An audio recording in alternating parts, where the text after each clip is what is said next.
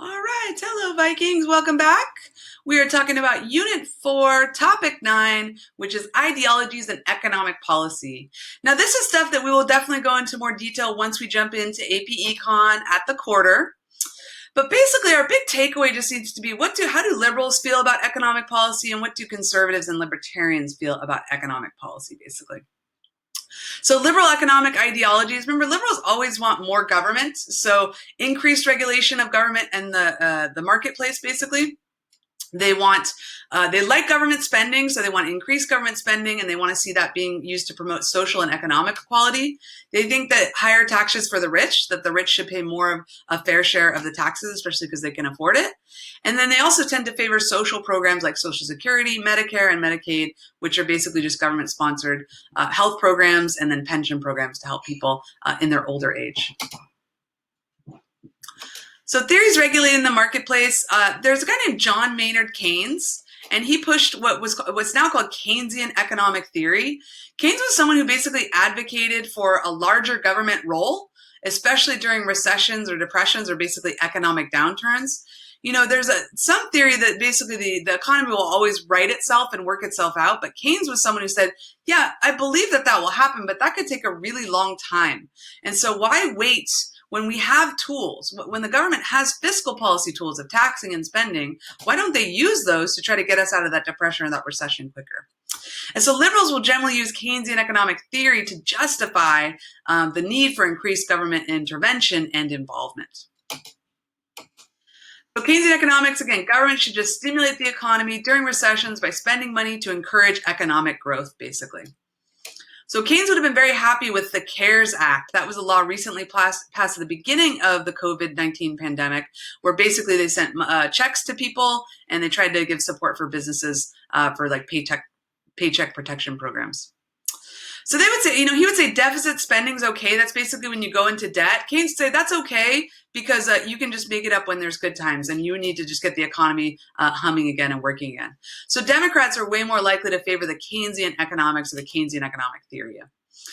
The hashtag APGov, there was a question about Keynes, and so someone kind of made a joke about it saying, sorry, I've never been to Keynesian or Keynesian. And so some students kind of revolted on that because they were like, wait a minute, that's an economic question, but this is government. But there is still some economics that there's some overlap that happens for sure. So conservative economic ideologies are fewer regulations of the marketplace, lower taxes for middle class and higher income individuals, and they don't favor increased government spending. They're always trying to reduce government spending. Usually, they feel like there's a lot of waste in government spending, and that it's really not needed to promote that social and economic equality. Also, the argument too is that if you have these government programs to support the needy and the poor, will they become reliant on those programs, or will they actually be lifting them up out of poverty so that they won't be having to use those programs, basically? And so they tend to favor supply-side economic theory. That was an economic theory pushed forward by President Reagan. Reagan famously said, government is not the solution to the problem, government is the problem. So basically, Reagan advocated the supply-side economics, or some people dubbed it Reaganomics. Basically, the government should stimulate the economy by cutting taxes and try to encourage businesses to grow and taxpayers to spend more money. So the supply side economics, it's called so because they're saying focus on the supply side, focus on the producers and cut taxes for corporations so they can then produce more, they can hire more. And they're okay with deficits caused by tax cuts because they think that you'll be able to grow your way out of them, basically. And it is typically favored by Republicans. So Keynesian versus supply side, both do give the government an active role in the economy. They do focus on economic growth, but not so much budget deficits. So the disagreement is over what's better. Should we, let's say we're in a recession, should we just spend money as a government or should we cut taxes? And economists will tell you, well, both will achieve, you could do both or you could do a mixture of either, but both will achieve what what your goal is basically to get the economy working again and get money into the people's hands and that kinds of stuff. So it really depends on your ideology and how you think that we should approach a recession basically or a depression.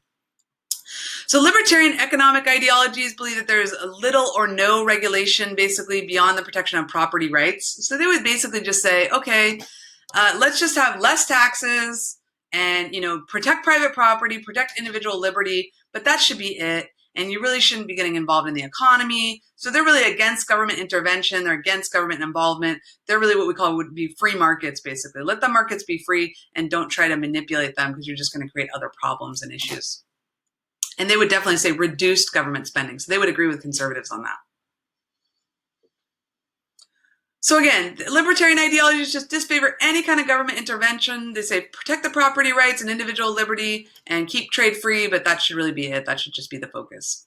So again, similar things, I would say libertarians do agree more with conservatives when it comes to economic policy, in that they both agree less government intervention, smaller government involvement, and also lower regulations and less taxes, basically. Monetary policy is basically just money policy. It's the policy intended to control the money supply and interest rates. It matters because monetary policy is there to basically try to prevent hyperinflation, but also to prevent deflation. We want to have price stability as well. That's one of the goals of the Federal Reserve, which is an independent regulatory agency that's in charge of monetary policy for the United States. They're appointed by the president, so they're nominated by the president, but the Senate, there's a check there. The Senate will have to confirm them to basically serve on that board of governors. For example, recently, Donald Trump had floated two people that he wanted to serve on the board of governors, and the Senate pretty much rejected those and said, we don't even want to interview the people. We think that they're too controversial or they're maybe too ideological, basically. You don't want a lot of politics or ideology infecting the Federal Reserve because then it can just change policies. It can create a lot of instabilities and stuff. So you can be removed, but not just because of your political beliefs or not because of your economic policies, basically.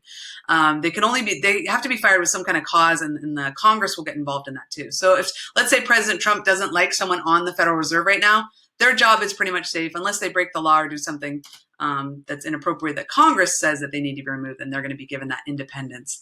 And the reason for that is basically we want the Fed to stay away from politics. We don't want it to be a left-right thing, monetary policy.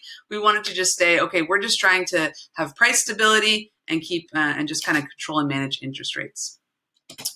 So again, liberals are likely to vote Democrats. They support that larger, more active government. They support Keynesian economic theory. They support social welfare programs and affirmative action. They want the increased government regulation, so larger government and more regulation. And when it comes to social policy, more likely to hold those strong social views in favor of the right to have an abortion and the favor of the right for same-sex couples to get married. Conservatives likely to vote Republican. Want the smaller, less active government, want supply-side economic theory. They generally don't support social welfare programs. They generally favor reduced government regulation of business and the economy. And they generally hold strong social views against abortion and same-sex marriage. So I asked students to basically look at political cartoons, and we both kind of tried to figure out what's the ideology of the artist and what claim are they advocating. So if you're watching this on YouTube, I recommend you pause this right now, take a look at the cartoon, and try to see what's the claim of the artist and what ideology do you think that they are.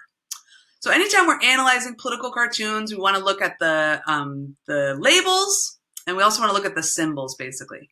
So here I see a man, and he's supposed to represent the economy, and I know that because there's a label right there. The economy's trying to move forward, but it's being held back by something. And when we look at the label on what's being held back, it says government intervention. So basically, I think the interpretation or the argument of the artist is that the economy is trying to move forward, but that government intervention or government involvement is just basically slowing it down. It's like a huge weight, basically. So I would definitely argue that this would either be a libertarian or conservative view. A liberal would not agree with this cartoon because they would say, no, actually, the government intervention is going to help the economy. It's not slowing it down. Okay, take a look at this one. Pause the video. Try to analyze the claim of the artist and the ideology that they're advocating. So in this one, you've got a person saying fear government regulation, but then he's basically a mega bank corp executive. And this bank is basically being held up by a very thin string, and it looks like someone is about to get crushed. And it looks to me that that symbol they're trying to basically create is the American homeowner, basically. That the American homeowner is about to be crushed by these mega banks, basically. And all the mega banks are saying is fear that government regulation, basically. So I would argue this is more of a liberal viewpoint, because basically they're saying that, while banks are saying that we should fear government regulation, that actually government regulation is something that's actually going to help that bank to become more stable, and so not to crush the American homeowner, basically. So I would argue this is likely a liberal cartoonist advocating a liberal viewpoint in favor of government regulation. Even though it says fear government regulation there, and we could maybe, in a snap judgment, we'd say, oh no, that's a conservative thing. But no, because then they're saying, look, they're about to be crushed, though. I would say liberal. Okay, this is how supply side economic works.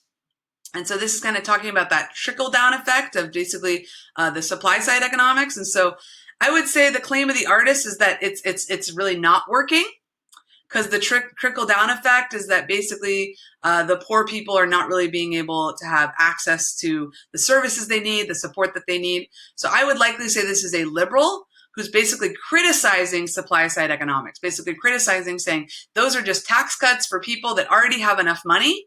And so what you should do is not give tax cuts to the wealthy. You really should focus on helping the needy or helping the poor. So I would argue this is a liberal viewpoint, basically saying that supply side economics doesn't work, or it certainly doesn't work for the poor in this nation. This is the last one we looked at. So what's the claim of the artist? What's the ideology that they're advocating?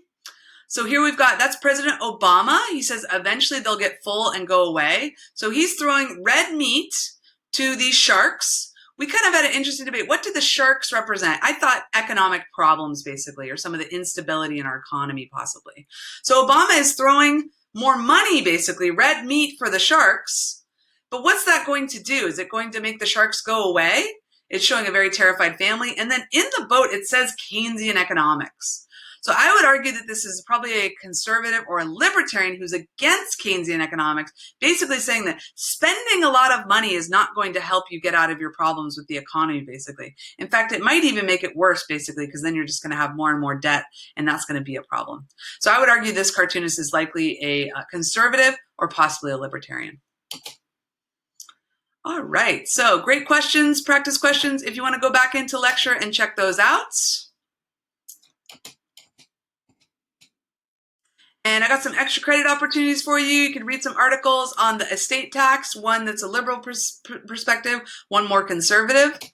Also similar articles now, this one on the minimum wage. So you can kind of read both articles, answer some questions about that, and you can type out a reflection and share that with me through email. All right, Vikings, so that's it for our lecture on economic policy. You can subscribe, I think, here, and then I think you can watch another video here. And then you also need to have a great day, Vikings.